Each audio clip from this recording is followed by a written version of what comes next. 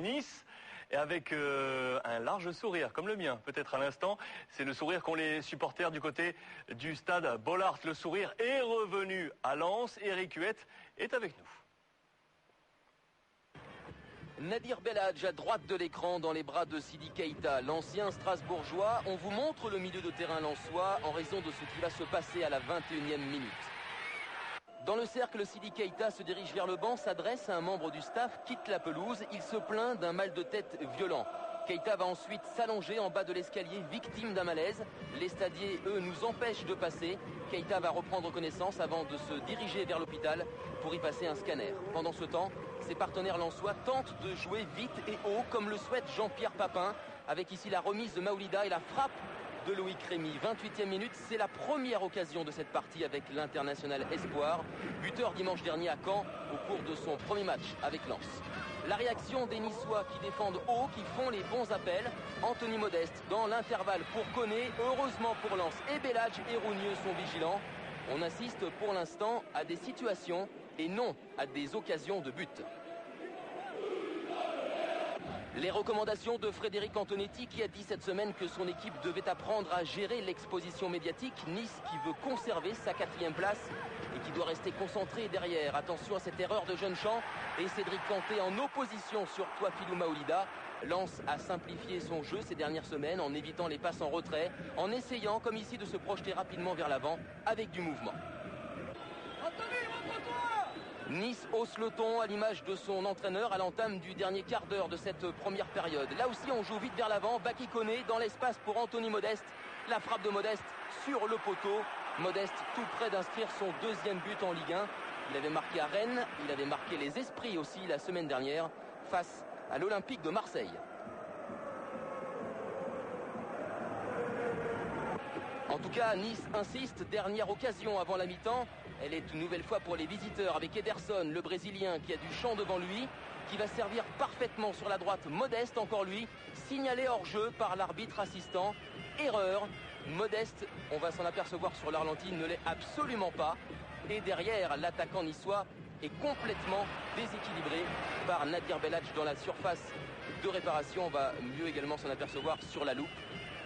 Coup dur en fait pour l'OGC Nice qui méritait mieux sur cette fin de première période. Il y aurait dû y avoir penalty pour l'OGC Nice. 0-0 à la pause, on se réchauffe dans les tribunes et sur le terrain on essaye des deux côtés de mettre du rythme au retour des vestiaires avec Lens qui se met rapidement en évidence.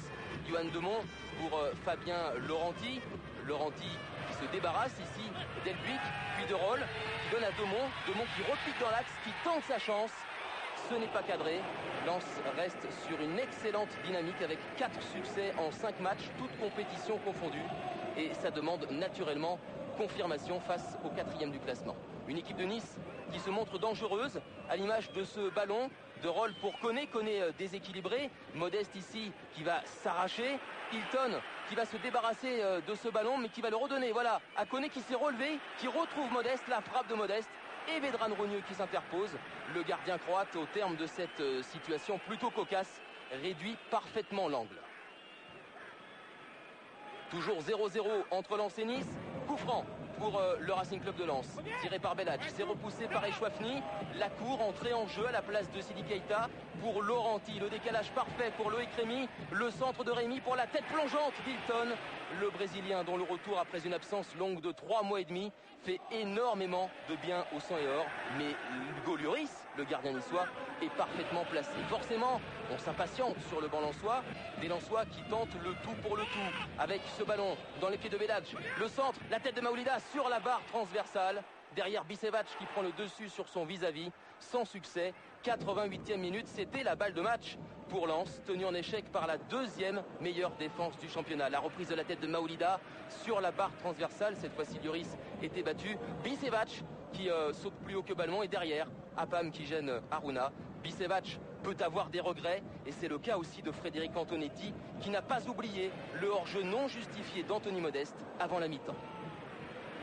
Par exemple sur le hors-jeu d'Anthony Modeste qui n'y est pas, il y a pénalty pour nous, donc voilà, c'est l'histoire du match, donc j'ai vraiment un peu les boules. Ouais. Merci. Il a les boules, Fred Antonetti. Sachez que on a vu Sidi Keita sortir dans les 20 premières minutes de cette rencontre. Sachez que Gervais Mertel, le président lensois, nous a téléphoné, notamment à Lucien Dabila. On a les informations concernant l'état de santé de Sidi Keita. Rien d'inquiétant. Il a passé des scanners. On devrait avoir plus amples informations. Vous les donnera demain dans ce match entre l'Olympique de Marseille et le Paris Saint-Germain, très certainement. On fait le point sur les résultats de ce samedi soir tout de suite pour constater qu'aucune victoire à l'extérieur, c'est 2 matchs nuls et donc les 2 rendez-vous de demain à noter. Le Monaco-Bordeaux, très important après la défaite de l'Olympique lyonnais demain 18h sur Canal+ Sport et donc ce Marseille-Paris Saint-Germain à 20h55. Incidence au classement. On commence par le bas, c'était le thème de la soirée. Qui pourrait être 18e? On l'a annoncé. La réponse est Toulouse. Regardez la mauvaise et très mauvaise opération également de Rennes. 3 places de perdu pour les Rennais. On remonte tranquillement pour constater quoi?